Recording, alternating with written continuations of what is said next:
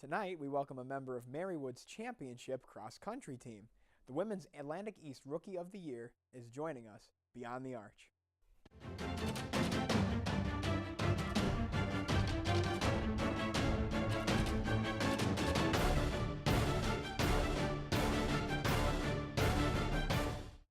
Our guest tonight was named the Atlantic East Conference's Rookie of the Year.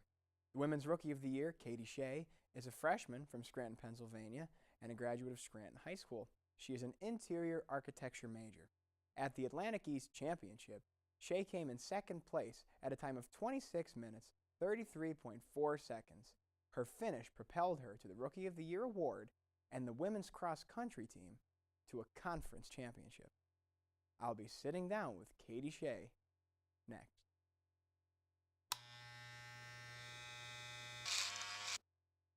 You've messed up your son's haircut. Mom? Do you A, try to fix it, Like it never happened.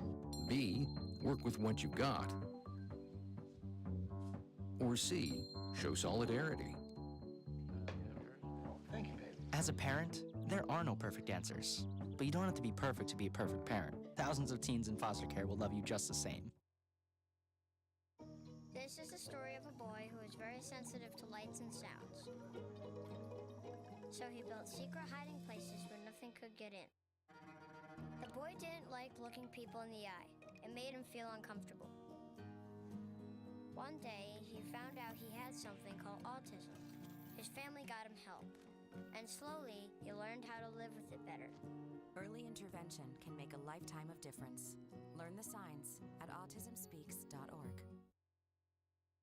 They said I have troll teeth. That my voice sounded like a possessed baby doll. That no one would ever love someone as stupid as me. That I was fat, ugly.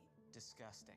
The effect of bullying is potent. We will no longer be the silent majority. Now, when you see online bullying, there's something you can do about it. We're gonna take action with the eye. I am a witness. I am a witness. I am a witness. I am a witness. I am a witness, and so are you.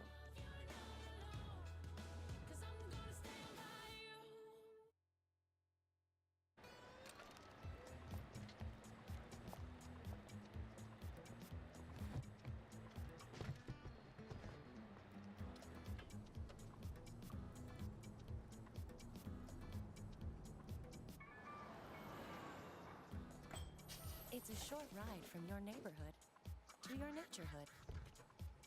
To find a neighborhood park or green space near you, visit discovertheforest.org. So who's going to do what? I'll pack the dead batteries. Great. I'll only put what I don't need into a duffel bag. Perfect. That's totally unhelpful. No problem. Meanwhile, I will try to comfort everyone by speaking in a calm voice. And who is going to handle supplies? I can forget to do a list for us. Thanks, pal. We couldn't be any less prepared. I'm proud of you guys. Talk to your kids about who to call, where to meet, what to pack. Visit ready.gov/kids for tips and information. Alvin and the Chipmunks want to remind you, bacteria can hide in food and make you ill. Wow. But you can keep bacteria from ruining your day with 4 simple steps. Clean. I'm waiting for the rinse cycle. Separate. Cook.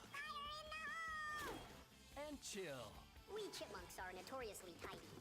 Check your steps. The road trip to food safety starts at foodsafety.gov.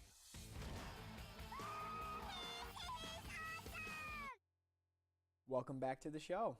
I'm pleased to be joined by Katie Shea. Katie, thank you very much for being here. Thank you for having me. Well, no problem. As soon as I saw, I was talking with Carly, one of our producers, and we were figuring out who we were going to have on the show, and we both agreed, cross country is the way to go because you guys had such an impressive performance as a team, but also, Rookie of the Year, so how could we go wrong? Yeah, thank you. I don't know. It was just really exciting for my freshman year to be as well went as it did, I guess.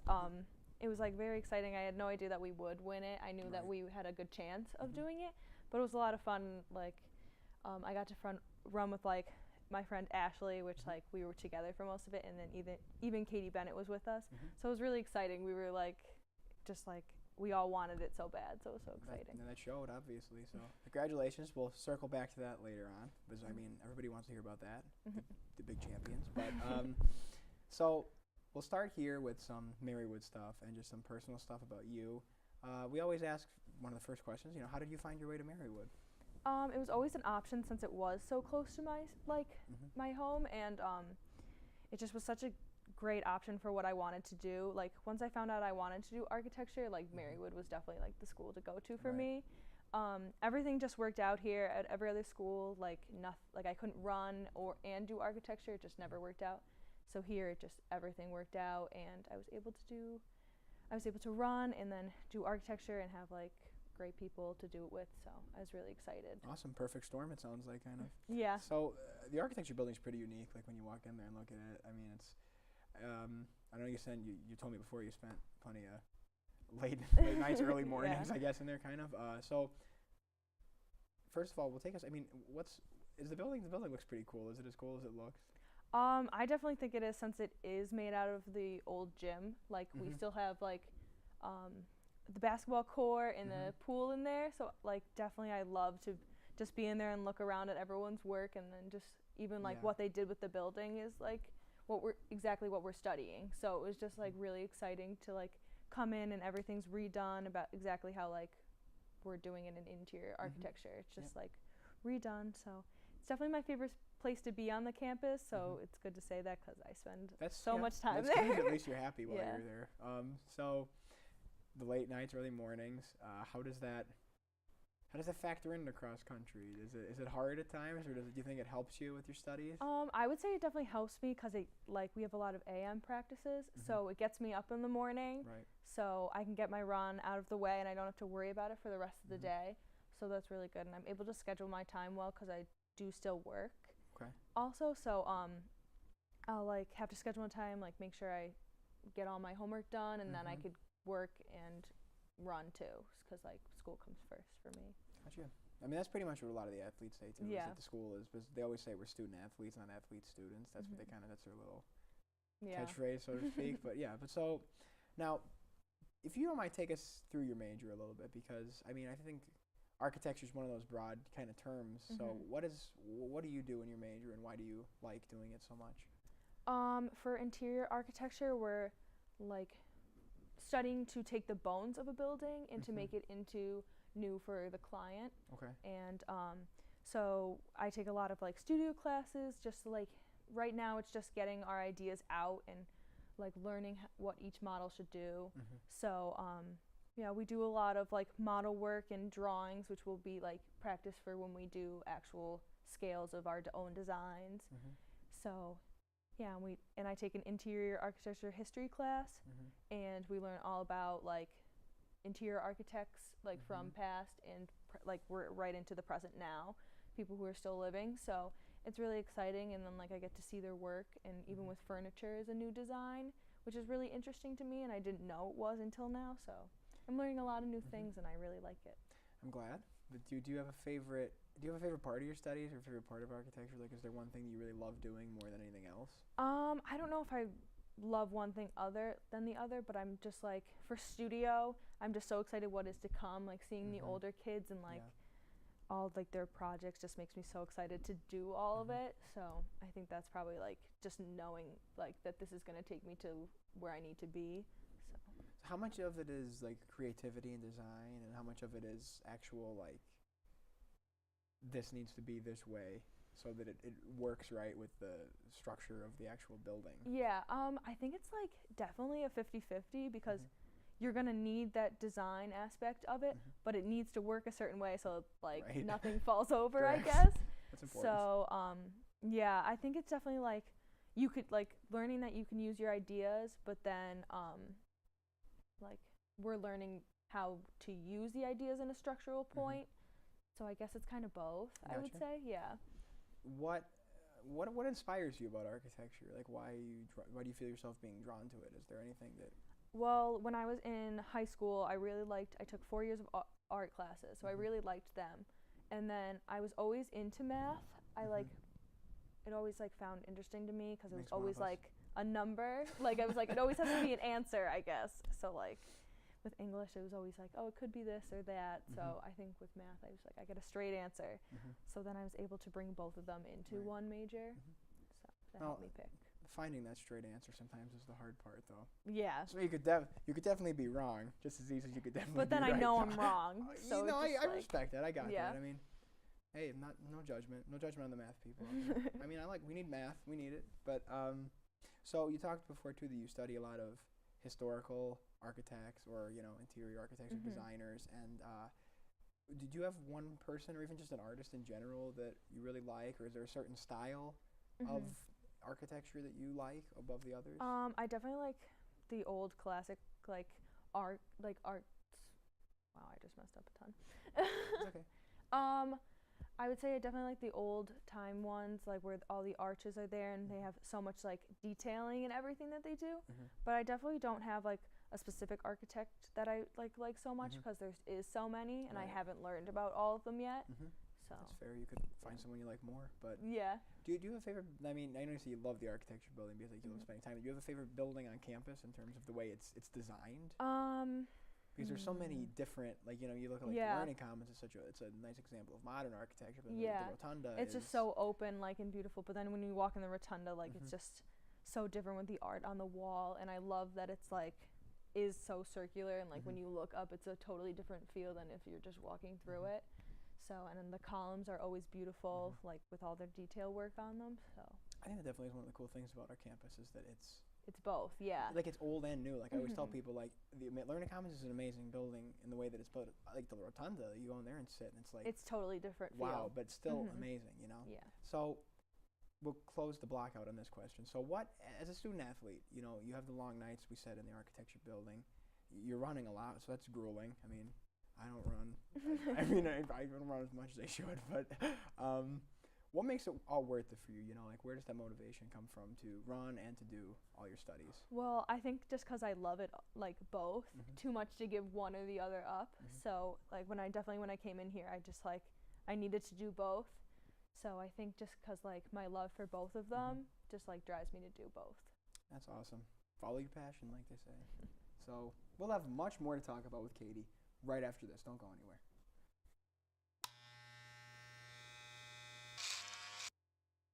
You've messed up your son's haircut. Mom? Do you A, try to fix it? Like it never happened. B, work with what you got? Or C, show solidarity? Thank you, babe. As a parent, there are no perfect answers.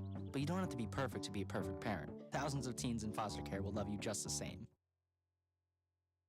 This is the story of a boy who is very sensitive to lights and sounds. So he built secret hiding places where nothing could get in. The boy didn't like looking people in the eye. It made him feel uncomfortable. One day, he found out he had something called autism. His family got him help, and slowly, he learned how to live with it better. Early intervention can make a lifetime of difference. Learn the signs at autismspeaks.org. They said I have troll teeth. That my voice sounded like a possessed baby doll. That no one would ever love someone as stupid as me. That I was fat, ugly. Disgusting. The effect of bullying is potent. We will no longer be the silent majority. Now, when you see online bullying, there's something you can do about it. We're gonna take action with the eye. I am a witness. I am a witness. I am a witness. I am a witness. I am a witness, and so are you.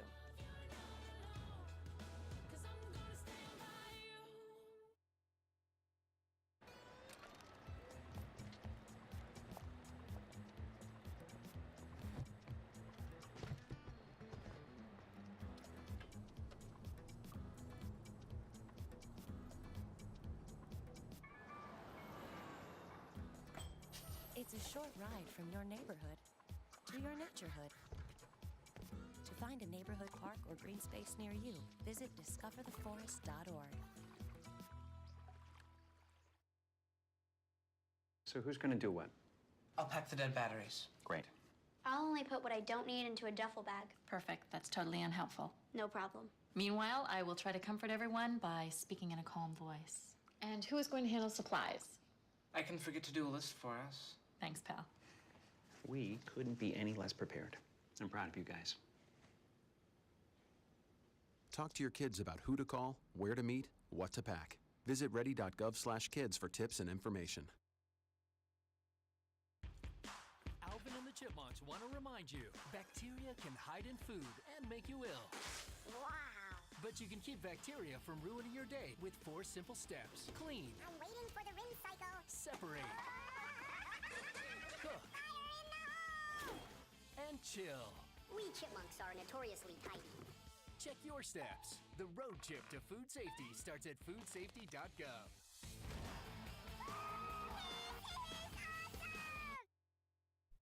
Welcome back to Beyond the Arch as our conversation with Katie Shea continues. Katie, we were talking a lot last block about architecture and about you and about, so let's get into, I guess probably a lot of people are interested in this. You're the Rookie of the Year. I'm honored to be sitting down with the Rookie of the Year. Thank you. First ever too, so it's got to be pretty cool too. In the Atlantic East, the first ever. Yeah, cool. I thought it was really exciting. So if you don't mind, take us through your, I mean I'm sure you don't mind now, but take us through your race that brought you the Rookie of the Year award. Well, yeah, the conditions were not the best. We had a lot of mud because we had rain that whole week. It was raining, and it was like one of the most cold days of that week. Yeah. So we were freezing. So like we had to go up late, so we weren't in the cold for so long. Like we had to like try to stay out of those conditions, and we were literally stuck in the van until 10 minutes before the race, where we had to get out and go.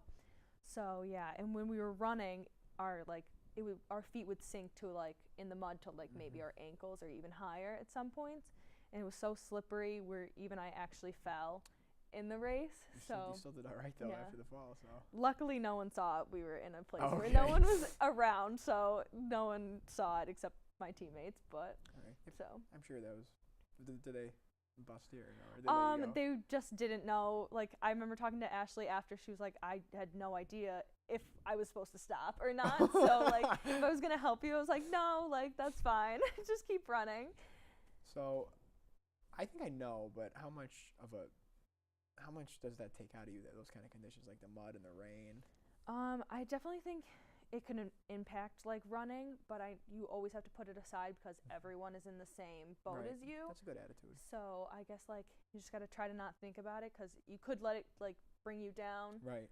But does your strategy change at all with the conditions? I guess it did for there, because it was more of a lap race. Like we had 3 laps or 4 laps to do.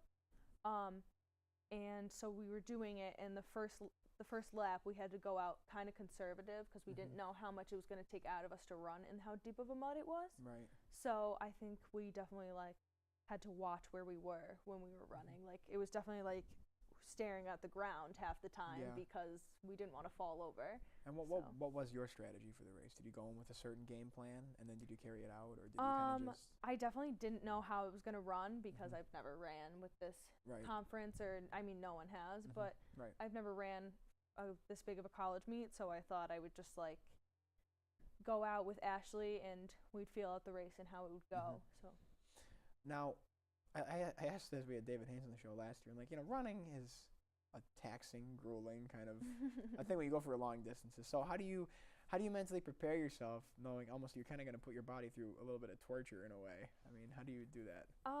I don't know if I would call it torture, I guess, because I like it so much. Yeah. I can't relate, but anyway. Yeah. I just kind of like, I know I like to race, and I'm kind of a competitive person, so I think when I get to race, it's like really exciting for me instead of like torture, I guess, to other people. That's probably a harsh word, but it's okay. I know what you mean. No, but it's just that I don't know if I've run the amount of miles you've run in a season this year and the last year or whatever, or the last couple of years. So I respect all of our athletes, but I admire cross country athletes because I know that it's tough. I mean, I know it takes a toll on you. So do you think that running is, besides the way I look at it, other sports, there's so many aspects to it that it's like, do this, do that, but running, cross country, there's aspects to it, but at its heart, it's running. Is the simplicity kind of beautiful in a way to it, that it's a very human thing, like just you would go and run? I definitely you just need to grab your shoes and go. Like you don't need anything else with you. You can have all like the little fancy gadgets that everyone has, like watches and everything, but you really don't need it. Like if it's just like a day out, like a nice sunny day out, like I really want to go out and run. That's how I feel sometimes. Or like even in like the snow, it's like so pretty out. You're like, I just want to go Right. and see everything. So I definitely like love to just go see everything, and like just that it's so nice. Just I can just grab my shoes and go. So. Now you're running track as well. You Mhm. talked about it in the break. So you said you're anticipating doing what events for the track team? Well, I did the mile and the 2 mile in high school, so I'm expecting to do like longer distance. Sure. So I'm not exactly sure what they're gonna throw me into, but Right. I wouldn't be surprised if it was like the 5K or anything. I just have to get used to the laps, I guess. Right. Now, track running, cross country running, I know they're different. Which one do you prefer? I definitely prefer cross country because track is just the same scene. Right. Like the treadmill? Yeah, like the treadmill. Maybe a little I guess. bit better than treadmill. Yeah. But yeah. Just a bunch of circles. So I think I would definitely rather like going through the woods, and I guess I would take the mud instead of the track. So If you fall, you're not yeah, you're not in front of the I know, stands. yeah, if I fall, it'd kind of just be like on the track. So No, but is the course in itself kind of a challenge at times in cross country? Is it, or do you like? I mean, is it? I'm sure it's the terrain is a factor. Is it for you or? the course definitely takes a toll because, like, for cross country, our coach would say like this is a PR week because the course is so much flatter. So if like Right. And then like for DeSales, like when we went to DeSales this past weekend, it was more about place because times were going to be slower because how hilly of the course it is. So like it definitely takes into like a factor of what you're expecting. So like if it is a PR course, you want to go for time and you like know you Right. should be pushing it more than Right. if you're going for place.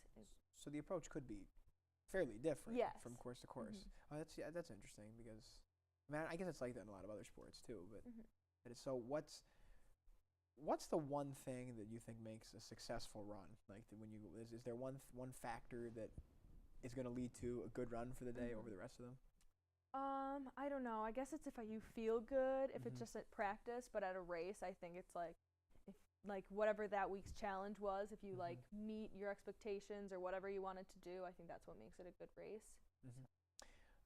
Do you set out a goal for the race? Is that kind of what you do, or is it? We usually have like a team meeting, and they would tell us what they like expect us to do, kind of thing. Okay. Like our coach would tell us like before our first like meet that we went away and we slept over for, we had one right before like the night before the race, and he told us like what he expects us to do and what he thinks we could do. So that really like motivates us to do that. So yeah, he like gave us a time that he wanted us to hit because it was a flatter course, so he wanted us to PR at. So he gave us a time that we wanted to hit, and so we would go for that time. So one last question. You love running. Why and what do you love about running? I don't know. I guess I love the people that like come with it, I guess. And like it was like really the only sport I could do for myself. Like everything else is a team sport, so I guess like I can always make myself better. And I don't know. Just like I guess the people really like just bring it home for me. Like I got you. They're just all like one of the nicest people I've met. So. Well, Katie, thank you very much. Allow me to say congratulations again. I'm so happy to be able to sit down with the first ever Women's Atlantic East Rookie of the Year on the show. So thank you for joining us. Thank you. And right after this, I'll tell you what you can expect as Season 3 of Beyond the Arch winds down. Stick around.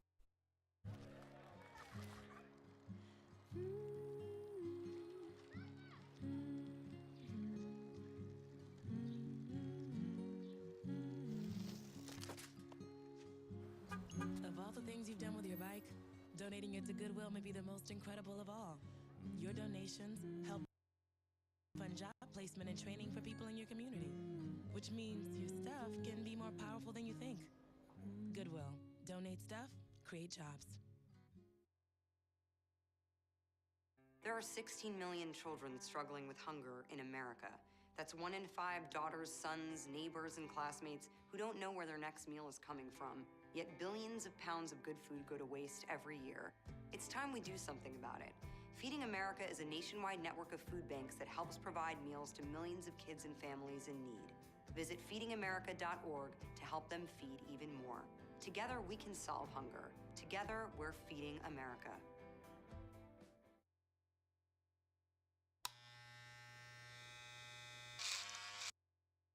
You've messed up your son's haircut. Mom? Do you A, try to fix it? Like it never happened. B, work with what you got? Or C, show solidarity?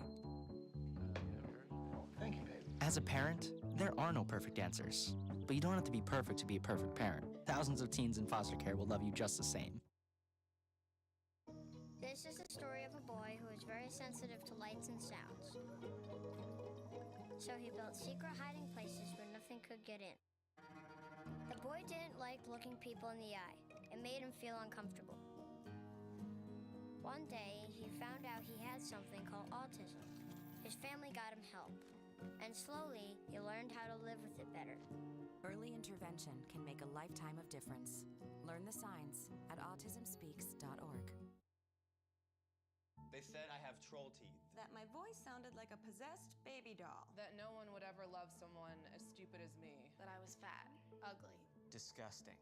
The effect of bullying is potent. We will no longer be the silent majority. Now, when you see online bullying, there's something you can do about it. We're gonna take action with the I. I am a witness. I am a witness. I am a witness. I am a witness. I am a witness, and so are you.